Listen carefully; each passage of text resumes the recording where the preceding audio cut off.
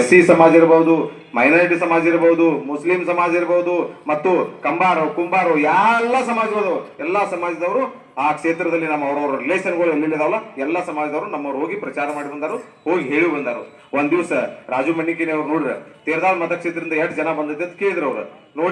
ನೋಡಿದಾಗ ಹೇಳಿದ್ರು ಅವ್ರ ತೇರ್ದಾಳ್ ಮತಕ್ಷೇತ್ರದಾಗ ಬಹುಶಃ ಹೆಚ್ಚಿನ ಸಂಖ್ಯೆ ನಿಮ್ಮದ ಬಂದೈತೆ ಅಂತ ಹೇಳಿದ್ರು ನನಗೆ. ಆದ್ರೆ ನನಗೆ ಬಹಳ ತುಂಬಾ ಖುಷಿ ಆಯ್ತು.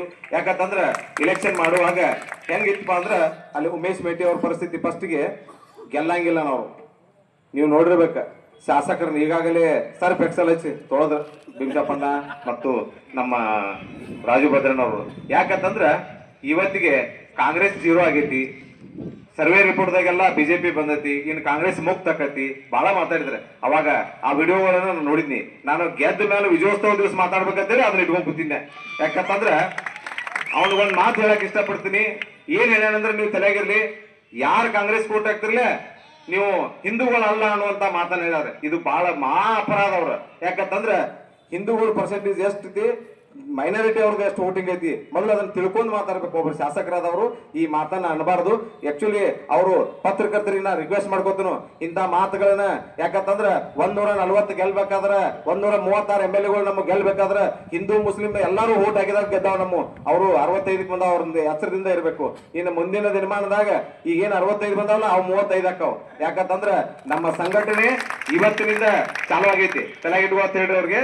ಅದಕ್ಕ ಇಂಥ ಮಾತುಗಳನ್ನ ಹೇಳ್ಬಾರ್ದು. ಶಾಸಕರಿಗೆ ನಾ ಯಾವುದೇ ಕೆಲಸ ಮಾಡಿದ್ರು ನಾನಾ ಮಾಡೇನಿ ಅಂತ ಹೇಳ್ತಾರೆ, ಆದ್ರೆ ನಾ ಪ್ರೂಫ್ ಸಮೇತ ಇಟ್ಟೇನಿ. ಯಾಕಂತಂದ್ರ ಒಂದ್ ದಿವ್ಸ ಮಾತುಕತೆ ಮಾಡಿದಾಗ ನಮ್ಮ ಜಿಲ್ಲಾ ಉಸ್ತುವಾರಿ ಮಂತ್ರಿ RB ತಿಮ್ಮಾಪುರ ಅವ್ರನ್ನ ಕೇಳಿದ್ರು. ಅವ್ರ ಯಾರ ಅನುದಾನ ತಂದಾರತ್ತ, RB ತಿಮ್ಮಾಪುರ ಸಿದ್ದು ಕೊಣ್ಣೂರ್ ಅವರು ತಂದಾರತ್ ಹೇಳಿದಾಗ ಪತ್ರಕರ್ತರ ಮುಂದೆ ಡೈರೆಕ್ಟ್ ಹೇಳಿದ್ರು.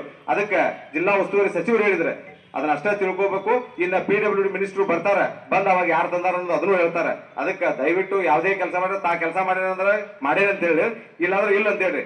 ಅವಾಗ ಏನ್ ಮಾಡ್ತಾನೆ, ಜನ ಹೋದಾಗ ಸರ್ಕಾರ ನಮ್ದಿಲ್ಲ ಏನ್ ಕೆಲಸ ಮಾಡಕ್ ಆಗುದಿಲ್ಲ ಅಂತೇಳಿ ಅದೊಂದು ಸ್ಲೋಗನ್ ಹಾಕ್ತಾನೆ ಯಾವತ್ತು ಆದಾಗೊಮ್ಮೆ, ಸರ್ಕಾರ ನಮ್ದಿಲ್ಲ ಅಂತಾರ. ಅದಕ್ಕೆ ಕೆಲಸ ಆತಂದ್ರೆ ನಾನ ಮಾಡೇನಿ ಅಂತಾರ. ಅಂತವೆಲ್ಲ ಮಾತನಾಡಬಾರ್ದು. ದೊಡ್ಡವ್ರದಾರು 4 ಸಲ 5 ಸಲ MLA ಆಗ್ಯಾರು, 4-5 ಸಲ 6 ಸಲ ಎಲೆಕ್ಷನ್ ನಿಂತಾರ. ಅವ್ರ ಹಿರಿಯರು, ಅವ್ರನ್ನ ರೆಸ್ಪೆಕ್ಟ್ ಕೊಟ್ಟು ಮಾತಾಡ್ತಾರು. ಇಂಥ ಕೆಲಸ ಮಾಡಬಾರ್ದು ಅಂತೇಳಿ ಈ ವೇದಿಕೆ ಮುಖಾಂತರ ಹೇಳಲಿಕ್ಕೆ ಬಯಸ್ತೀನಿ. ಆದ್ರೆ ಒಂದ್ ಮಾತು ಇನ್ನೊಂದು ಮಾತು ಹೇಳಕ್ ಬಯಸ್ತೀನಿ. ಸತೀಶ್ ಜಾರಕಿಹೊಳಿ ಸಾಹೇಬ್ರು ಎಷ್ಟು ಚಂದ ಇಲೆಕ್ಷನ್ ಮಾಡಿರೋ ಅಂತ ಹೇಳ್ತಾನೆ. ಯಾಕಂದ್ರೆ ನಾ ಅವ್ರ ಜೊತೆ ಇದ್ನಿ ಕಂಟಿನ್ಯೂ ಇಲೆಕ್ಷನ್ದಾಗ. ಎಲ್ಲಾ ಯಾರ ಮಂತ್ರಿಗಳು ಬರ್ತಾರೋ, ಯಾರ MLA ಗಳು ಬರ್ತಾರೋ ಎಲ್ಲರ ಜೊತೆ ನಾವು ಒಡನಾಟ ಮಾಡೀನಿ.